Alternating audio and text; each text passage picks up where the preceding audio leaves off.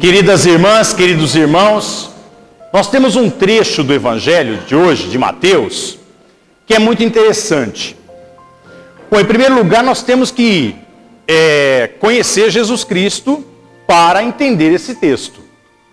Se nós não conhecermos Jesus, vai nos parecer que Jesus é extremamente arrogante, se nós não o conhecemos. Mas só um exemplo, vamos lembrar da passagem com a samaritana, que não pertence à religião de Jesus, e ele senta com ela e conversa de igual para igual. Só esse trecho nos esclarece quem é o Cristo.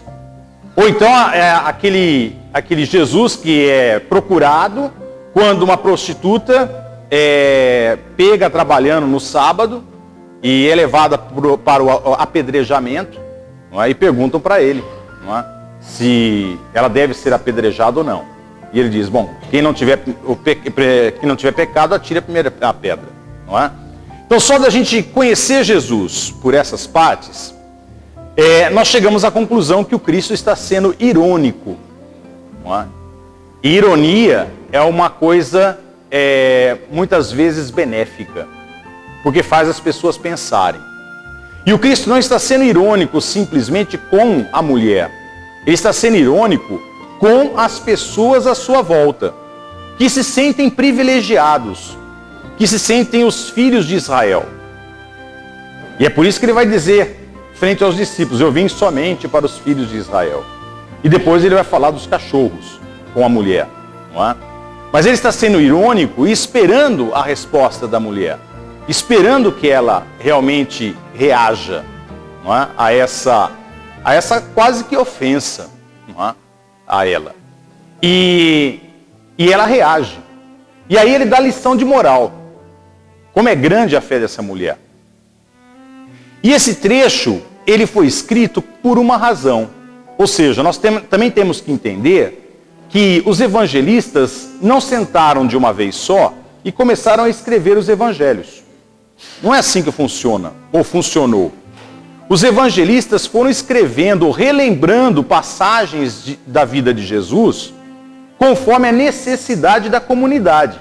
Então, se havia algum problema na comunidade, o evangelista lembrava de uma passagem de Jesus Cristo, ou estudava alguma fonte. Mateus vai estudar Marcos, e vai relembrar então a passagem, e vai escrever para a comunidade essa passagem, para que a comunidade reflita sobre isso. E Mateus escreve para uma comunidade de judeus cristãos. Eles são cristãos, acreditam em Jesus Cristo, mas são judeus. E por isso se sentem os eleitos da casa de Davi. E Mateus escreve justamente essa passagem, onde Jesus é irônico. E Jesus elogia a fé dessa mulher cananeia, que é uma mulher pagã. Já o termo cananeu é um termo que define os pagãos, não é? E vai elogiar essa fé, justamente para esclarecer a comunidade de judeus cristãos. Por quê? Porque estava havendo um conflito na época entre judeus cristãos e os pagãos, pessoas de outras religiões que estavam aderindo à fé cristã. Estavam vindo para a comunidade, mas eram julgados como pessoas inferiores, como pecadores. E aí então vem esse relato de Jesus, que vai enaltecer a fé dessa mulher e vai ironizar a mentalidade dos eleitos, a mentalidade dos orgulhosos, daqueles que se acham já os privilegiados. Bom, dessa passagem nós temos duas lições para os dias atuais. Duas lições importantíssimas. Pagão naquela época era todo tipo de religião colocado numa farinha do mesmo saco, não é? Quer dizer, só existia para os judeus uma religião, que é a deles, e o resto era resto. Não é? O resto eram pecadores. E também a expressão cães era uma expressão para os pagãos. Eles eram denominados dessa forma, para vocês terem uma ideia do preconceito que existia. Ou seja, era-se rotulado simplesmente as pessoas. As pessoas eram rotuladas e ponto final. E o rótulo é, na verdade, um pecado. Por quê? O que é o rótulo? eu defino o que é uma pessoa, eu não a conheço direito, eu a defino por um determinado aspecto e ponto final. E aí eu me mantenho afastado e continuo rotulando essa pessoa. Continuo definindo essa pessoa por um determinado aspecto da sua vida que não me agrada. Então pode ser uma religião, pode ser um comportamento, pode ser a sua profissão, seja o que for. Eu já rotulo essa pessoa e o rótulo é um símbolo de afastamento. Justamente eu rotulo as pessoas porque eu quero me manter afastado delas. E eu faço dessa pessoa, eu reduzo essa pessoa a um aspecto que não me agrada. Ponto final. E isso é extremamente injusto com as pessoas. Por quê? Porque pessoas são seres humanos. E seres humanos não são iguais. E nem toda pessoa que pertence a determinada profissão ou atividade é igual. Nem toda pessoa que pertence a uma determinada religião é igual. Nem toda pessoa que tem um determinado comportamento é igual. E assim por diante. Nós somos pessoas que somos uma soma de aspectos que são diferentes. E nós podemos mudar também. O rótulo não nos permite mudar. O rótulo nos define como pessoas fixas.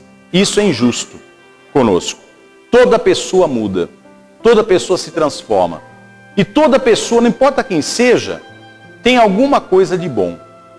Então eu não posso simplesmente reduzir as pessoas a um rótulo. Eu posso criticá-las. Eu posso interagir com as pessoas, mas aí a crítica já é outra coisa. Já é uma interação com as pessoas. Eu estou conversando, eu estou conhecendo mais essas pessoas. Agora, o rótulo não, eu me afasto delas. E o rótulo seria mais ou menos colocá-la na situação do leproso, da época de Jesus Cristo. Não é? Ou seja, eu me afasto.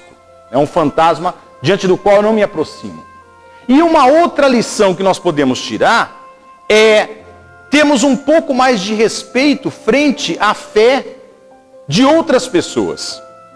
Nós muitas vezes queremos banalizar a fé dos outros, ou seja, a religião dos outros e a fé que elas possuem nessa religião.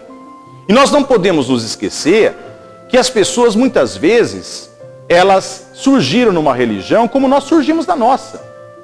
Nós, acho que a maioria aqui acabou nascendo num lar católico. E nós somos católicos devido a isso, nossa educação e tudo mais. Não é? Mas nós poderíamos ter nascido num lar protestante, num lar umbandista, num lar budista. Não é? Nós poderíamos ter nascido aí. E teríamos uma fé. Agora, para Jesus o que conta é o coração e a fé. É esse o ponto essencial.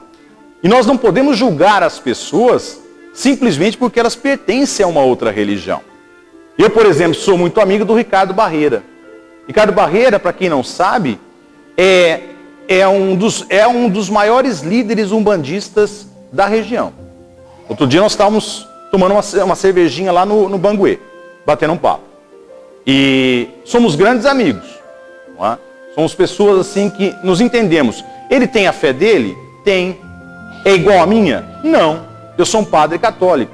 Mas não é porque nós temos a fé diferente que nós não podemos ter uma amizade e nós não podemos nos reconhecer como pessoas que, dentro da sua maneira, estão lutando para uma sociedade melhor.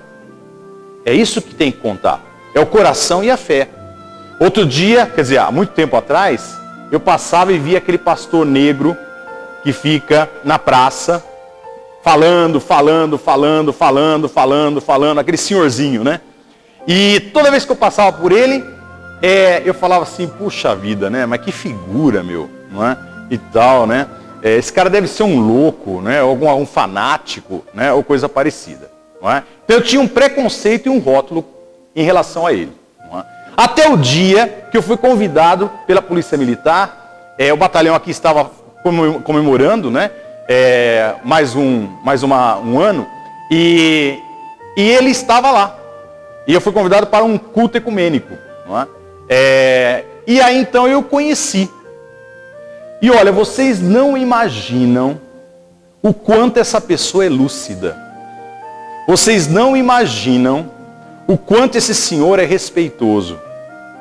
Quando ele me viu, ele já me conheceu, veio me cumprimentar, eu o cumprimentei, aí nós começamos a conversar. E é uma conversa deliciosa e respeitosa, sabe? Nada de fanatismo, nada de querer me impor a sua visão de fé, de forma nenhuma.